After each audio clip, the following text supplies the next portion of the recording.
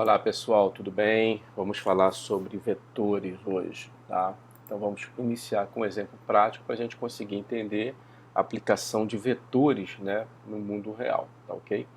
Então primeiro vamos entender, né, a sua aplicação usando um exemplo, né? Então suponha que você tem que escrever um algoritmo para ler a nota de 4 alunos, calcular a média, imprimir a média e informar quais alunos estão acima ou igual à média. Então vamos supor que você declarou essas variáveis aqui, declarei 4 variáveis, N1, N2, N3 e N4, para receber as médias e mais a variável média. Então vou pedir para o aluno entrar com a primeira nota, vou ler a nota do primeiro aluno, vou ler a nota do segundo aluno, do terceiro e do quarto aluno. Tá? Depois vamos calcular a média e depois vamos exibir a média. E aí vamos verificar se a nota de cada aluno ela é maior ou igual à média. Caso positivo, se isso for verdade, eu vou exibir que o aluno 1 está acima da média, aluno 2 acima da média, e assim em diante até chegarmos no aluno 4. Né? Se a nota dele não for maior ou igual à média, ele não vai entrar nesse então e não vai exibir nada. Tá ok? Bom, então esse é um exemplo bem prático, né, do que nós precisamos trabalhar hoje em dia com um conjunto de dados, né, que tenham todos o mesmo tipo e que se refiram, né, sempre à mesma informação. Tá? Então podemos ter como exemplo aí, como acabamos de ver, notas de alunos de uma turma, salário dos funcionários do departamento, nome de jogadores de determinado time, né? Então, isso são alguns exemplos, tá? Então, para armazenar essas informações, né, poderíamos declarar tantas variáveis como forem necessárias. Então, se você tivesse que armazenar a nota de 10 alunos, nós teríamos que declarar 10 variáveis. Aí, imagina, nota 1, nota 2, nota 3, até chegarmos na nota 10, tá ok? Mas só que isso aí não seria exatamente muito prático, né? Não seria muito fácil trabalhar. Imagine que você pudesse ter uma turma que você tivesse 50 alunos, né? Ou que você tivesse que calcular para um concurso público, né? 1.000 notas, né? 10.000 notas. Então seria totalmente inviável, né? Então esse é um caso, né, típico que nós precisamos utilizar um vetor, né? Então o que é um vetor, né? Um vetor ele é sempre armazenado em uma área contígua de memória, tá? Que armazena valores do mesmo tipo de dado e onde cada uma dessas partes, cada um desses valores que foram armazenados em área de memória, podem ser acessados individualmente através de um índice, ok?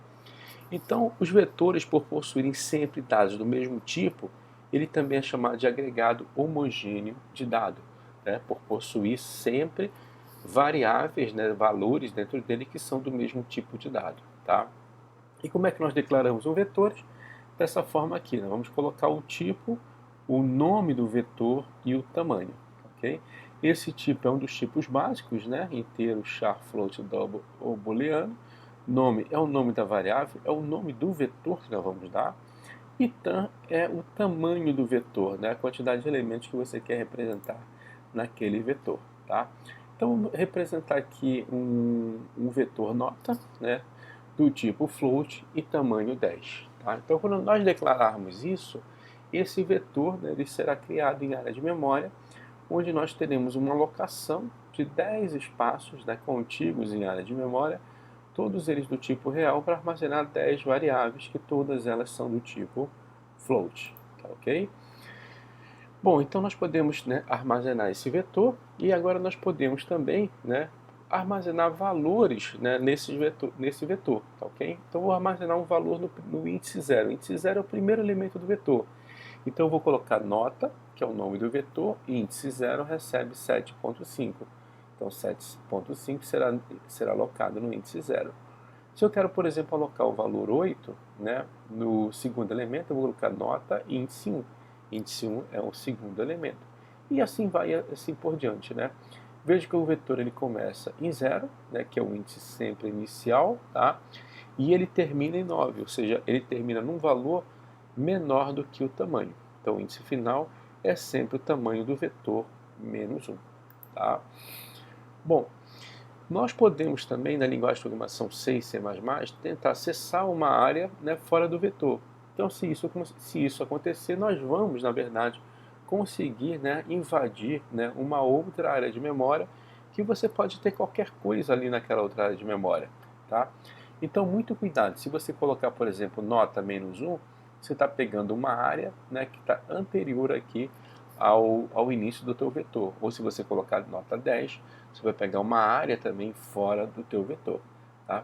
Então, muito cuidado para quando você estiver utilizando o índice do vetor, para você não sair do tamanho do vetor, tá ok? Bom, nós também podemos, né, declarar um vetor e inicializar aquele vetor, né? Como é que nós fazemos isso? Vamos fazer da mesma forma, o tipo, nome, tamanho, e nós vamos colocar a lista de valores, tá ok? Esse tamanho não é obrigatório nesse caso que você está inicializando, né? E a lista de valores é uma lista onde os elementos devem ser separados por vírgula. Vamos ver alguns exemplos aqui, né? Estamos declarando um vetor nota, tá? De 5 elementos, e nós inicializamos com esses valores, com essas notas aqui. Nesse caso, nós não colocamos o tamanho do vetor, mas automaticamente, como nós colocamos 7 elementos, esse vetor terá 7 posições, tá? Nesse outro caso aqui, nós declaramos um vetor char, né, de 5 posições e inicializamos somente, né, com as 3 primeiras posições, ok? Então as posições 3 e 4 ficarão com valores indeterminados, perfeito? Então vamos parar aqui e vamos continuar. Até a próxima.